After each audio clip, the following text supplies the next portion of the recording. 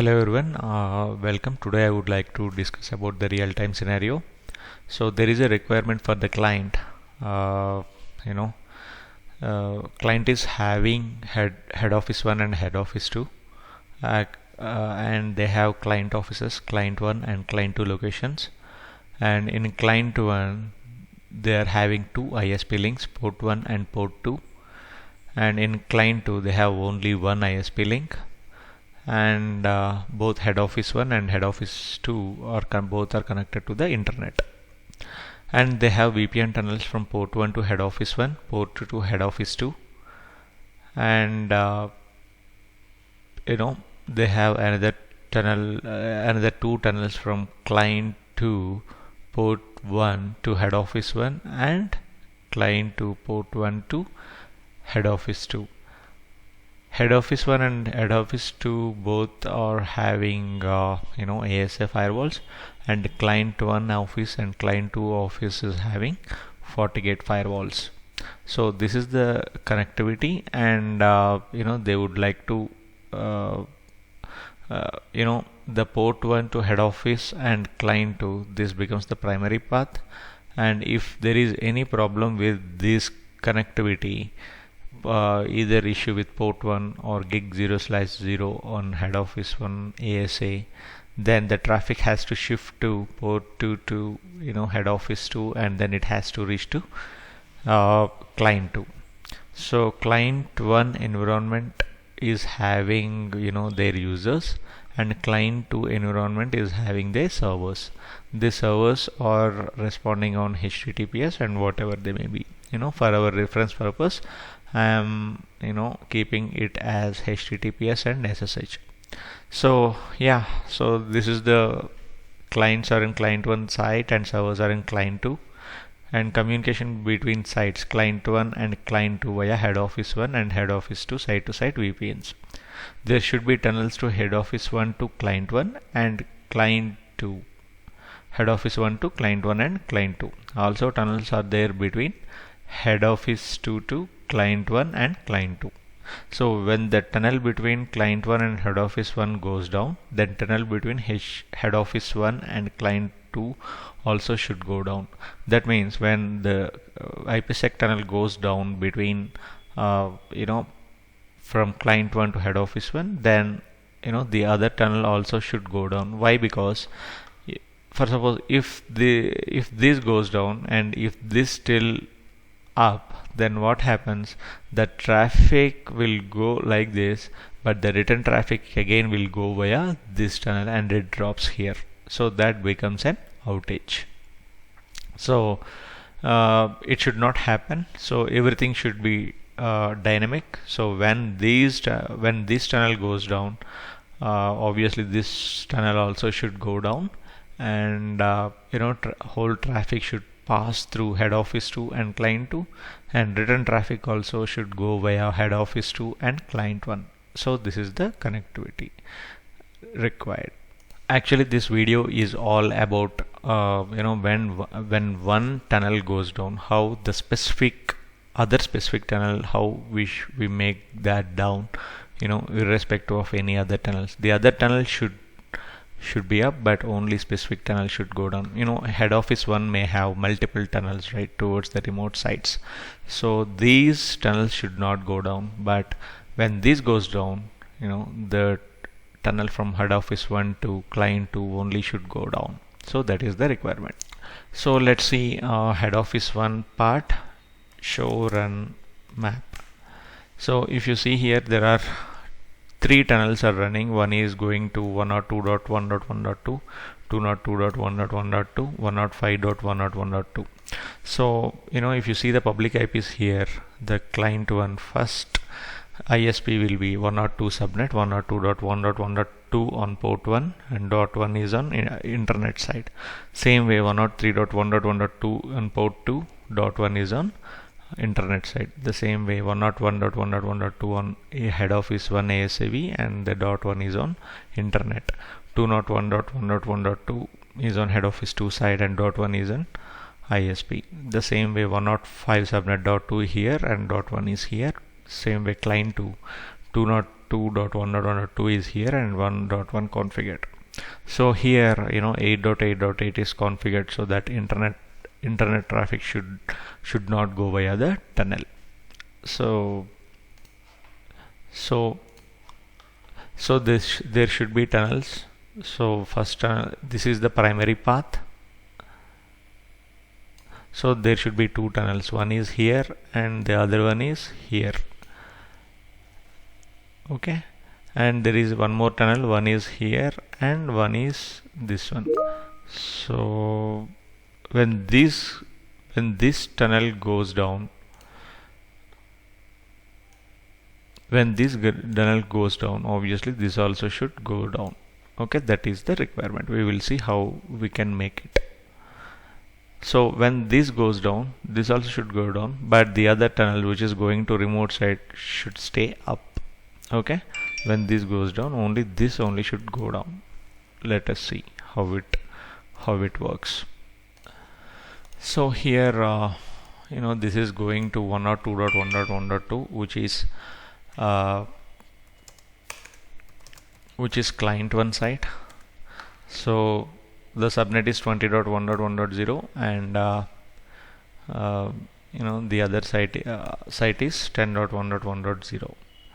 So okay, so here on the client 1 side, source is 10.1.1.0 and destination is 20.1.1.0, and once it decrypts here, again it has to encrypt to to this tunnel. So here, so this is the another tunnel. So this is going towards client 2. So the source is 10.1.0 and 20.1.1.0. So this traffic will get decrypted here, which is coming from client 1, and it will get encrypted towards client 2.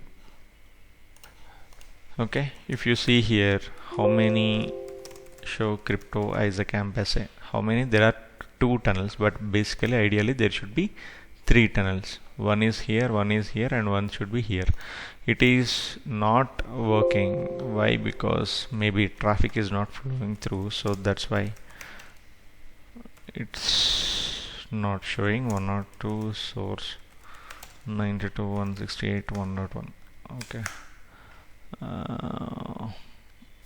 2.1. Okay, so the moment when I do that, you can see the tunnel stay up. So there are 3 tunnels now, and go to head office 2.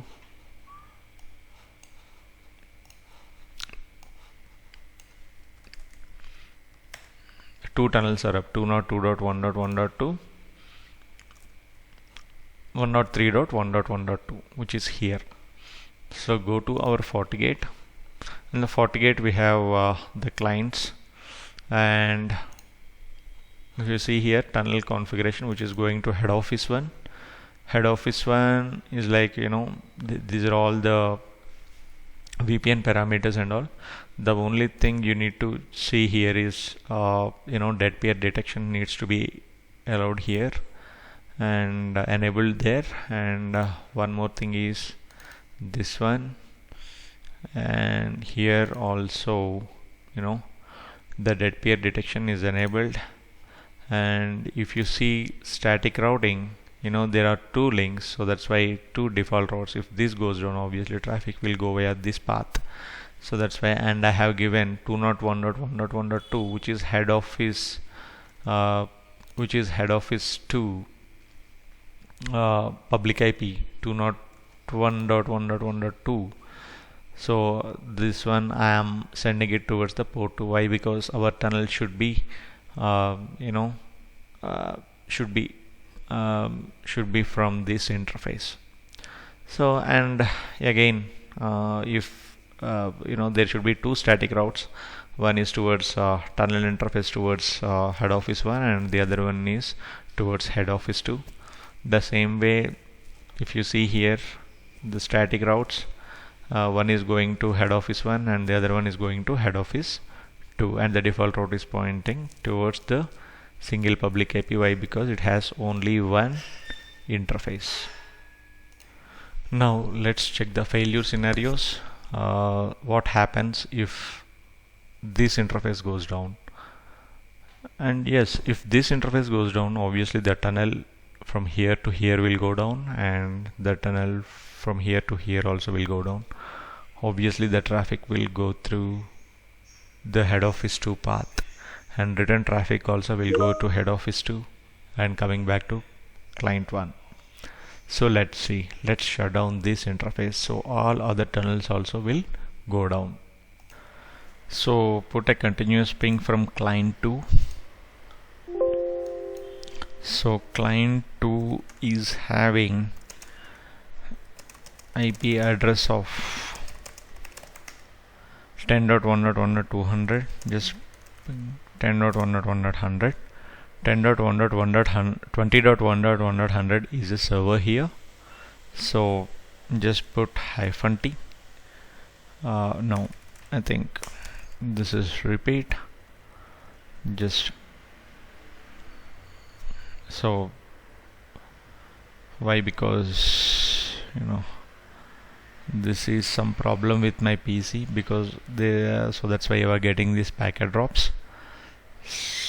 So because of my CPU and memory utilization, yeah, because of this you are seeing some drops. So just you keep it here and go to head office 1 now. Go to head office 1 and interface gig 0/0 shut down. Once you shut down, obviously all of your tunnels will break from here. So let's see, automatically it should shift the traffic.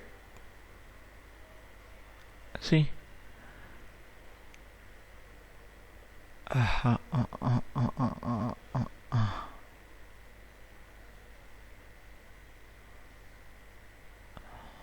yes, obviously it should shift the traffic to the head office 2 now. So you don't see these many packet drops here, just it is because of my CPU utilization you are seeing this, and maybe you will get 25% of these packet drops you will see. So why? Because now the tunnel is down here, so that's why you are seeing all these. So again, if you go and see the head office 2 logs, go to head office 2, show crypto IPsec SA including ncaps. So you see these many ncaps are happening, and decaps, you see 1684 decaps, 1706 decaps are happening now. So this count is increasing here. Even in the ncaps the count is increasing because of the traffic. So now what we can do now is, let us bring up the tunnel. So let's go to tunnel status from here.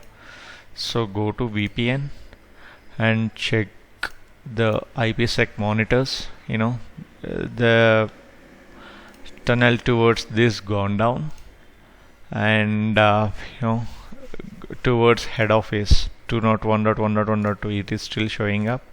The same way, go to client 2.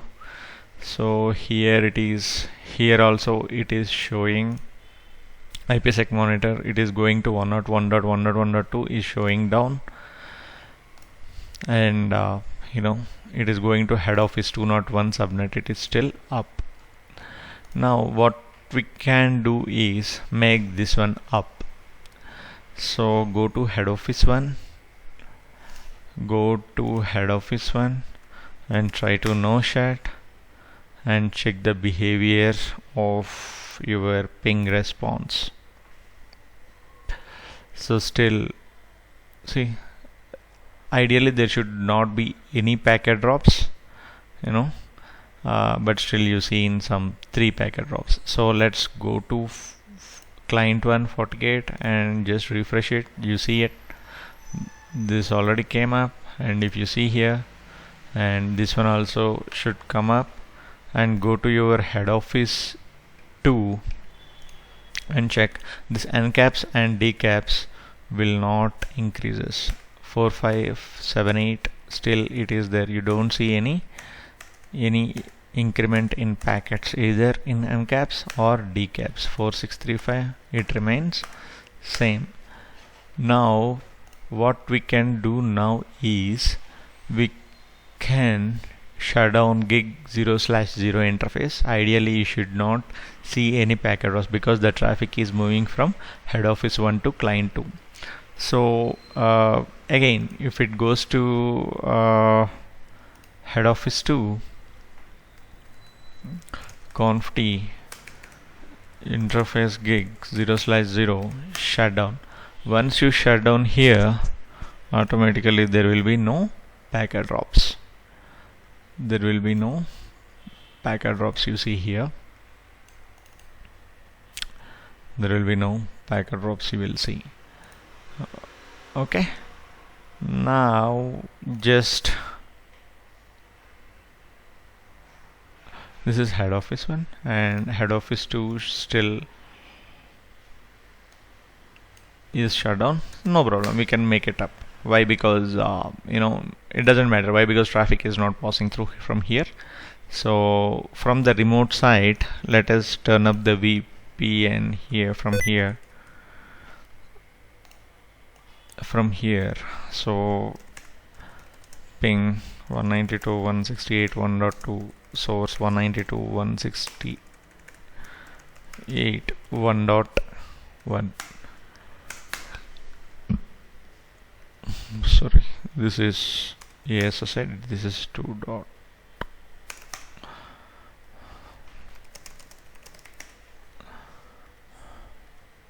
Sorry, this is 1.2 and 2.1. So once you've done that, obviously you will have all your show crypto IPsec. Yes, you see all the 3 tunnels are up now. So we have already seen what happens when this interface goes down and this interface goes down. There will be no issue. If this interface goes down, obviously the tunnels will get disturbed to reach this subnet. So we can ignore this part. So the main thing here is what happens if port 1 goes down. So this is the main part here. What happens if port 1 goes down, and check what is the routing table on the head office 1. Show run route. So there is only one route, only one default route pointing towards 1.1.1.1.1. So what happens? So let's go to FortiGate 1 and shut down the interface port 1. Here it is port 1, right? So let's down port 1. So once you make it down, then obviously by default tunnel 2 this will go down 2.1.1.1.2.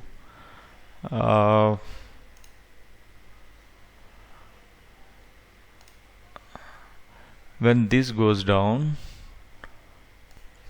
okay, that this one didn't come up. Why? Because we just did shut down, right?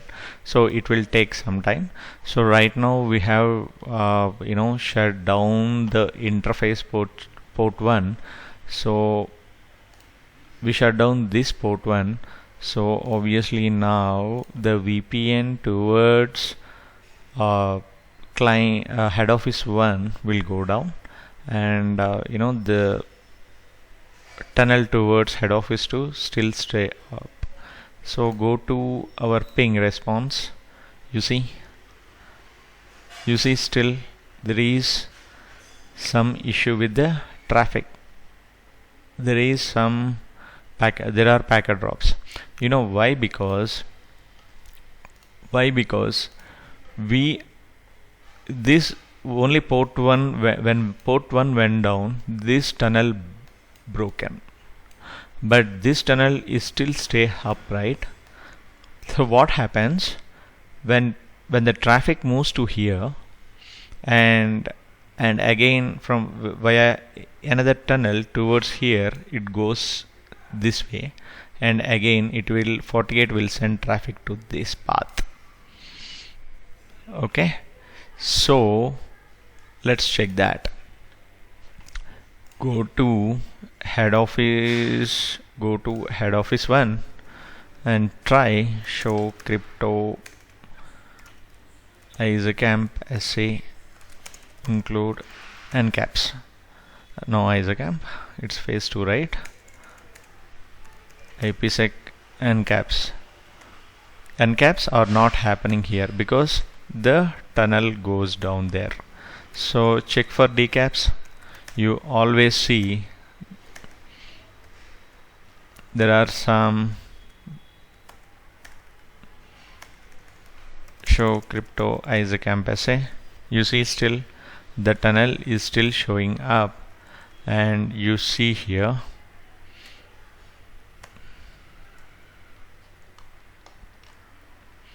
see here 9426 is there, and here the decaps are increasing. Now go to head office 2.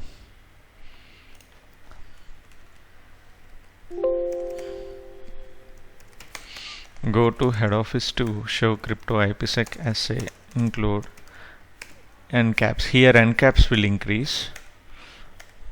Here ncaps will increase. Decaps will not increase here. Decaps still showing 0. It will not increase. Why? Because the traffic, I told you, right? The traffic will reach via to client 2 via head office 2, but again it is sending traffic to head office 1. So the solution for this is, when this tunnel goes down, obviously the other tunnel also should go down, but the remote side tunnel should be up. So in order to do that, what we need to do is we need to monitor port 1 IP address from the head office 1. When this tunnel goes down, obviously the other associated tunnel 202.1.1.2 should also go down, but the other tunnels 105.1.1.2 should stay up. So in order to do that, so go to head office 1 and check for how many show crypto IPsec SA. So just see how many tunnels are up now. So tunnel towards 102, which is client 1, is down, and remote peers, remote site is showing up, and this is 202.1.1.2, which is towards client 2. Client 2, it is still showing up. So what we can do is, so we need to add SLA. We need to create an SLA. So what I am doing is SLA monitor 1 type echo protocol ICMP echo. So what I need to monitor 102.1.1.2. 102.1.1.2 interface in internet, and from here I am monitoring this one. Then SLA monitor schedule 1. So this one I have to do, and the other command what you need to put is include track. So track 1 RTR1, and you have to call this SLA here. So after that, what you need to do is show run route. You need to apply in the routing table. So route internet, what is the IP address of this one? 202. 202.1.1.2. Next hop subnet mask will be 205. The next hop will be 101.1.1.2 track 1. So show run route. So what we are doing is, when SLA monitor, when this guy is still alive, this particular, we have added one route towards the gateway. When this guy is up, then it will install for this particular /32 IP in the routing table. If this is down, it will remove it, its route from the routing table. That's it. But we need to add one more thing. If we do that, again it will take the default route. The tunnel will also stay up. So in order to avoid that issue, just you put one more route, 202.1.1.2 255.255.255. Just you put any random IP which is not used in your environment, like private IP or something like that. So what it you can also use null route, but EVNG it's not working. So let me see. So you can do this. So that means show track. So it is down now. So that's why the tunnel is down there. So what we can do now is, see, once you done that, automatically your tunnel will go up. Why? Because now if you see there decaps, it will increases, and caps also increases. You got it, right? So that's how. So when this interface comes back online, again it will take some time.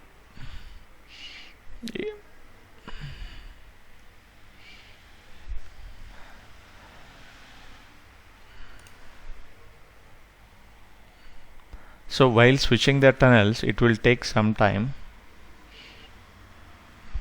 You don't see these many packet drops.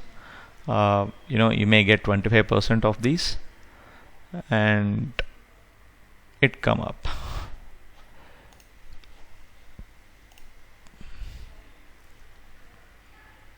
Both tunnels are up now. Tunnel towards 101.1.1.2 still showing down. Why? Because here, let's see, show crypto IPsec campus, show root.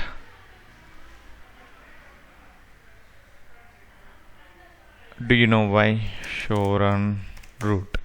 Do you know why? You need to give administrative value here. If you don't give administrative value, obviously it will take two paths, So just remove this. No, why? 3. So what happens? This also will come up, obviously. Your tunnel goes up. So now you see here. So just keep it here. So what I can do now is, all tunnels are up, right? So now I'll go here and just I am going to again turn this down. So once I turn this down, obviously it will take some time. It won't take much time now. And you see head office 1 here.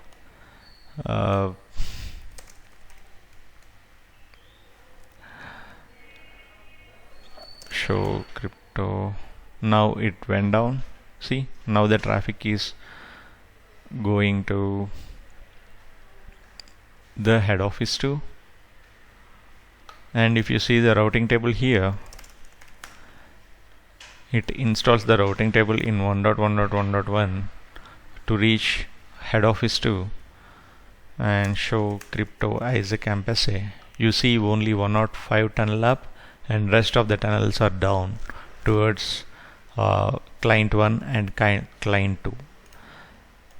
But and the same way here, if you see IPsec monitor, going to head office 1 is showing down. So go to here and try to turn up the interface,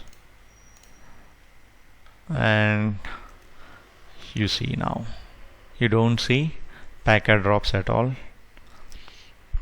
Mostly you don't see packet drops. This is just because of my CPU utilization. Yeah, so you may get one packet drop just to switch the tunnel. That's it. And if you see here, show crypto IPsec campus, and you see all tunnels are up. So this is the solution. When one tunnel goes down, the the other specific tunnels also can go down with the help of IPSLA. So this is one of the best solution, and thanks for watching.